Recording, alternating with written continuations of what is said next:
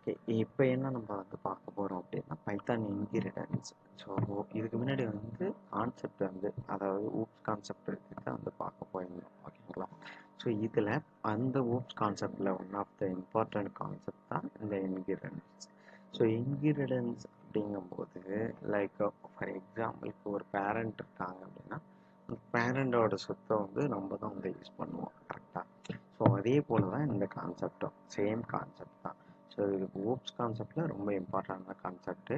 And வந்து இது வந்து இப்போ இந்த இன்ஹெரிடன்ஸ் இருக்குது அப்படின்னா ஒரு பேஸ் கிளாஸு அண்ட் வந்து அதுக்கு கீழே சப் கிளாஸஸ்ஸு இல்லைன்னா ஒரு ரெண்டு பேஸ் கிளாஸு அதுக்கு கீழே ஒரு சப் கிளாஸ் இந்த மாதிரி பேஸ் கிளாஸும் சப் கிளாஸும் பேஸ் பண்ணி தான் இந்த கான்செப்டே வந்து இருக்குது. ஓகேங்களா?